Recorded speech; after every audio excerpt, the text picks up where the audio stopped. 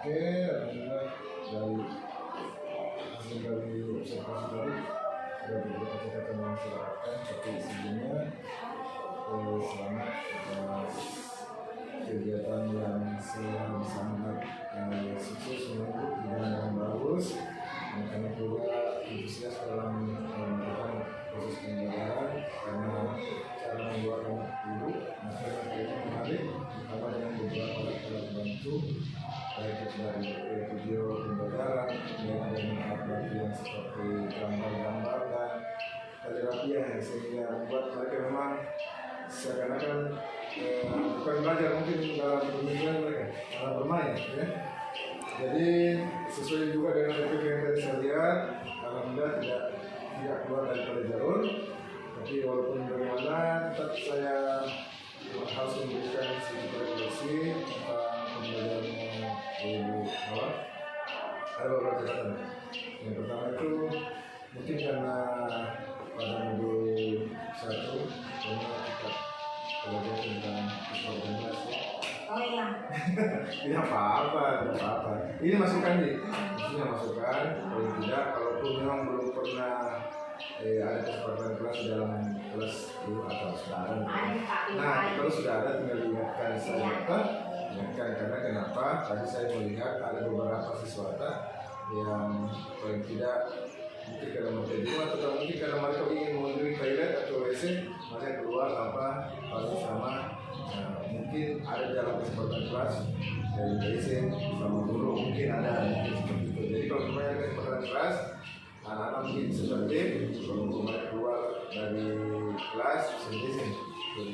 Kemudian tambahan lagi perlunya pengontrolan waktu dalam setiap langkah kegiatan, dari langkah kegiatan awal, kegiatan inti dan lain-lainnya, kemudian pembagian sedikit beberapa menit. Ya, karena saya lihat tadi kita masuk di ruangan jam 10 lewat 8 kalau nggak salah. Ya, saya lihat tadi HP jam 10 lewat 8, kemudian kita keluar tadi, sempat saya sebutkan tadi jam 11 lewat berapa itu. Ya seperti itulah pokoknya melebihi batas tapi tidak apa-apa, itu mungkin karena larut dengan antusiasnya anak tuh kita juga terbawa, makanya perlu tadi di alat kontrol dalam arti jam. Saya lihat jam mati ini jadi agak susah gitu yang mengontrol tuh, apalagi tadi buat semua aku lihat tapi tidak bisa aku tinggalkan anak-anak karena nanti selesai kesian. Betul.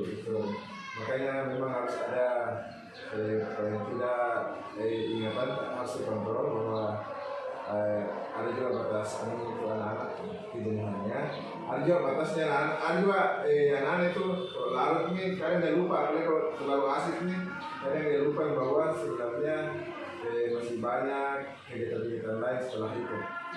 Nah itu catatan saya. Dua jika ini catatanku untuk refleksinya yang observasi tadi. Kemudian saya minta sedikit jawaban dari Ibu. Apa yang menjadi kendala atau menjadi hambatan pada saat pelaksanaan pembelajaran tadi? Iya.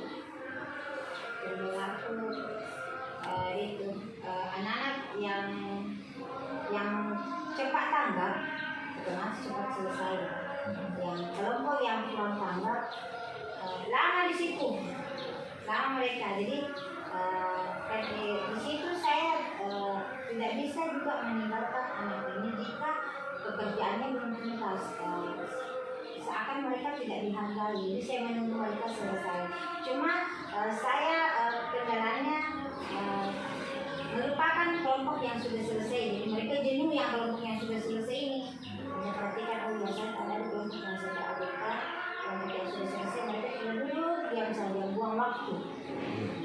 Saya fokus pada itu kendala. Itu tadi kesepakatan lain juga Pak. Saya lupa sekali sebut.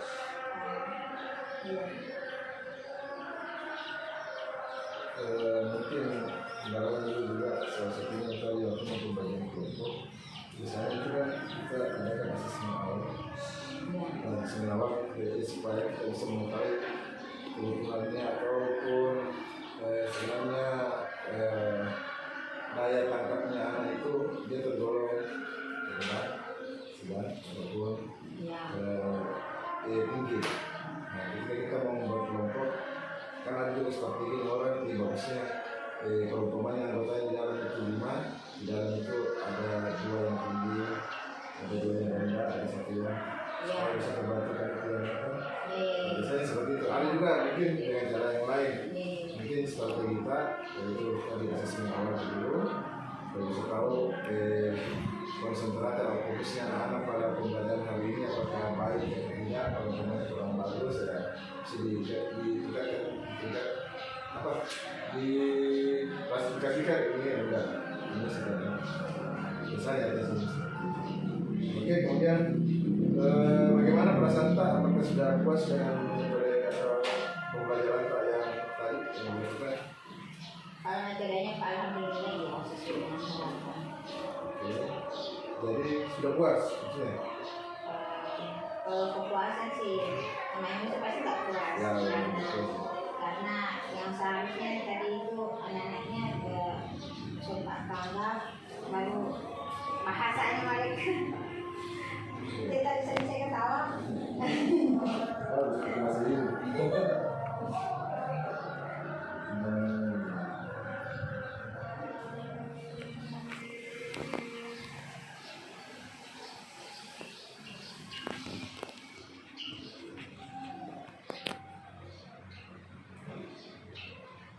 Oke, jadi masih belum puas maksudnya, jadi masih mau lagi ada sedikit progres peningkatan dari yang tadi karena mungkin masih ada beberapa celah yang harus diisi.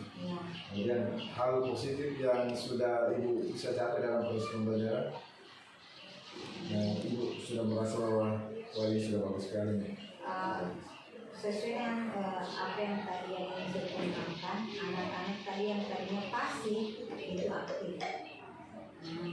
Kemudian anak-anak itu tadi kelompok yang kelompok obra, anak itu yang satu itu yang dia lagi senang kerja sendiri dan alhamdulillah ketika tadi kerja kelompok dia sudah bisa andil, maka memberikan ide-idenya kan kepada temannya.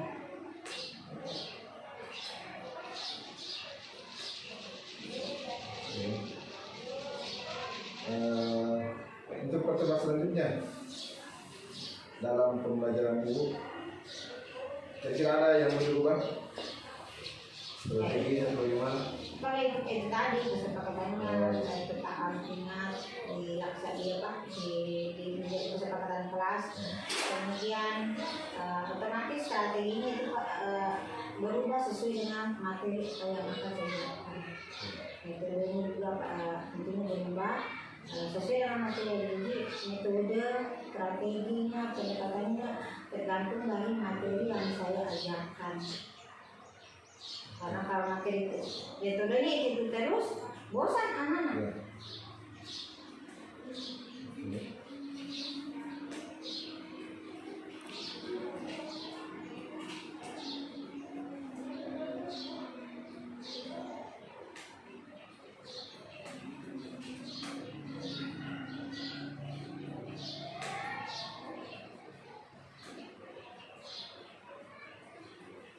Oke, sudah. Jadi catatan saya sudah ada. Kemudian kalau bisa, karena ada yang harus kita harus tanda tangan. Cuma itu masalahnya data itu ternyata gratis.